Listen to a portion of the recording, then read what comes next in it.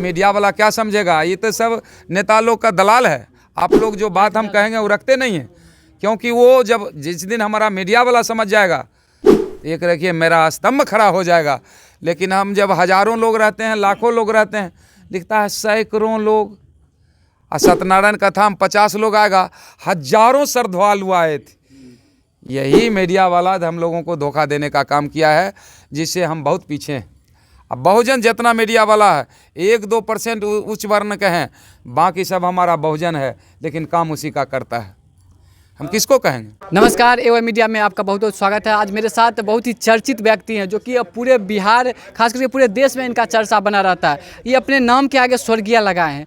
क्या कारण है, क्या रीज़न है? इस देश में लोग जब तक जीवित रहते हैं श्रीमान लगाते हैं, लेकिन ये स्वर्गीय लगाए हैं, क्या कारण, इनसे जानते हैं। सर, बहुत बहुत स्वागत है आपका एवन मीडिया बिहार में। धन्यवाद। क्या पूछना चाहते हैं आप? अपना एक छोटा सा परिचय दे दीजिए। लोग कहते हैं जो आपके नाम के आगे स्वर्गीय लगा है। मेरा नाम स्वर्गीय सियाराम महतो, पिता का नाम नारकीय सरयुग महतो। मेरा ग्राम पंचायत पड़ता है खांझापुर, प्रखंड चेरियापुर, जिला बेगूसराय के निवासी हैं। और पहले हम भी जानते थे कि मरने के बाद स्वर्गीय लिखा जाता है, लेकिन ऐसे स्वर्ग नरक की बात करने वालों से हमने पूछा कि स्वर्ग किसको भेजते हो, तो अच्छा कर्म करेगा उसको स्वर्ग, बाकी को नरक।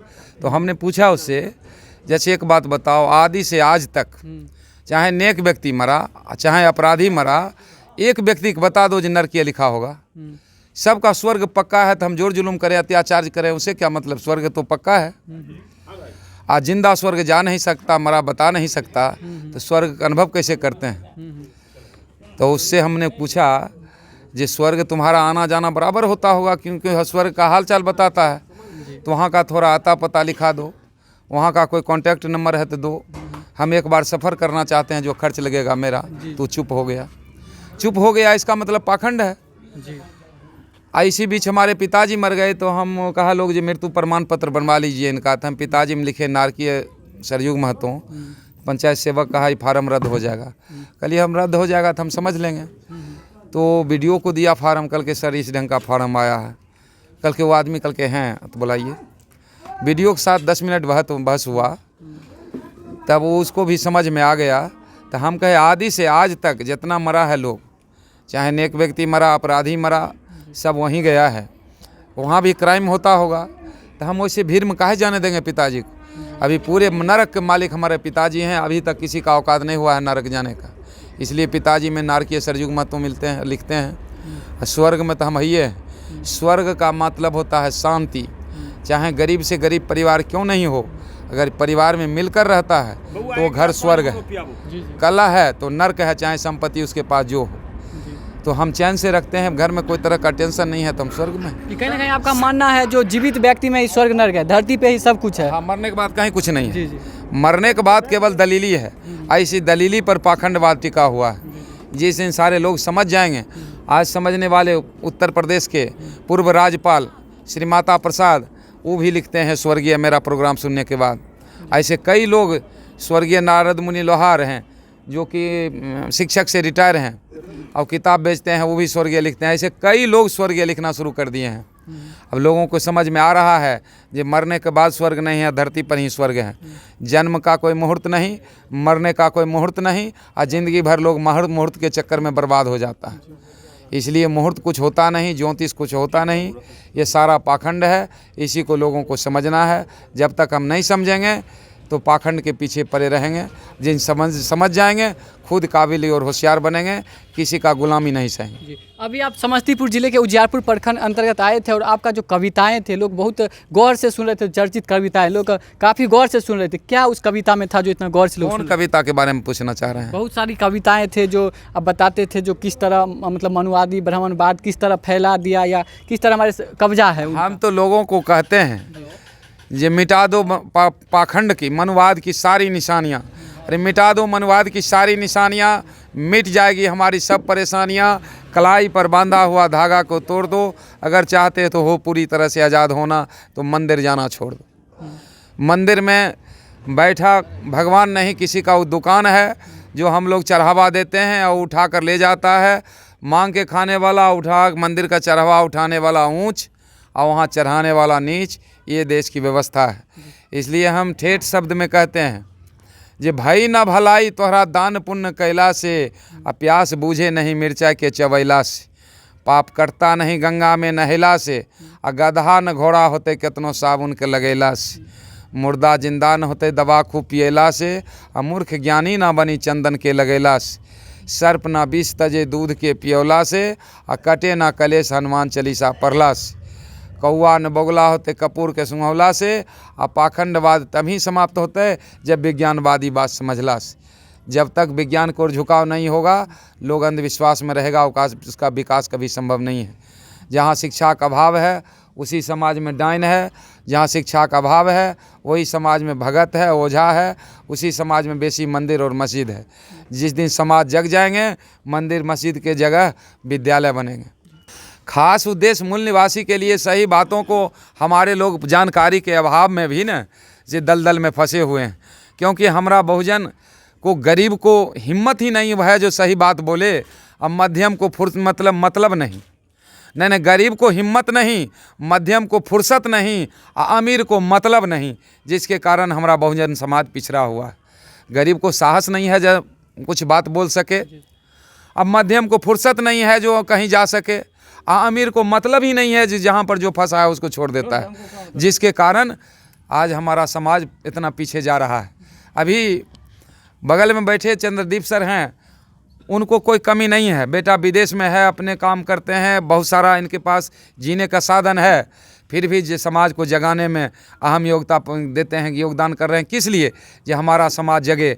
आज ये सर राम वृक्ष जी हैं, मान्यवर राम वृक्ष जी, क्या ज़रूरत था इतना बुढ़ापे में 73 वर्ष उम्र है, ये कार्यक्रम करवाने में अस्वस्थ रहते हुए कितना को दरवाज़ा खटखटाए और तब ये प्रोग्राम को सफल बनाने का काम किया।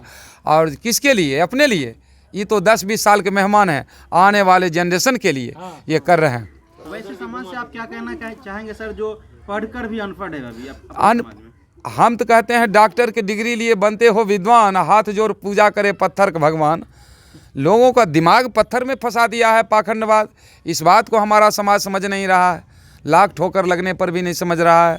हम तो कहते हैं अरे संत न छोड़े संतय, चाहे कितनों मिले असंत, अंधभक्त न छोड़े अंधभक्ति, चाहे जूते परे अनंत।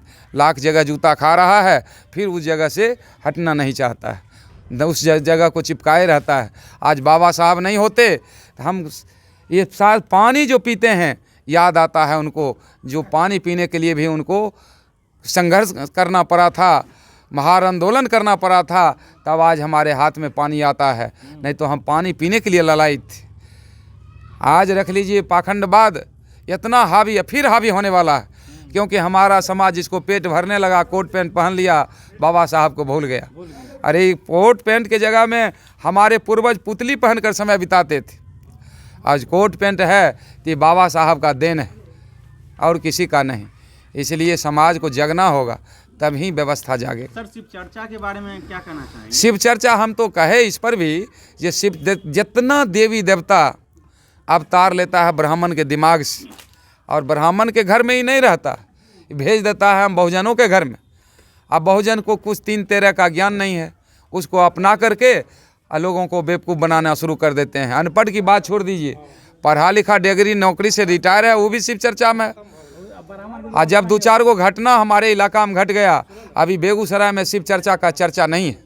2-4 गो घटना हो गया, शिव चर्चा करने वाले को पुरुषों को धिक्कारा गया, तब पुरुष अपना परिवार को कब्जा किया। ये नहीं तो हमारे घर के बगल में, हमारा पंचायत के बगल में एक सरकसबासा पंचायत है, वहाँ राम स्वागत यादव है, उसका 1 बेटी 2 बेटा पत्नी 5 परिवार है, और वो चारों शिव चर्चा में चला गया। बेटी को माँ कहती थी बेटी जब पढ़ने उठो तो आधा घंटा शिव चर्चा कर लो, तब पढ़ना, नमः शिवाय कर लो।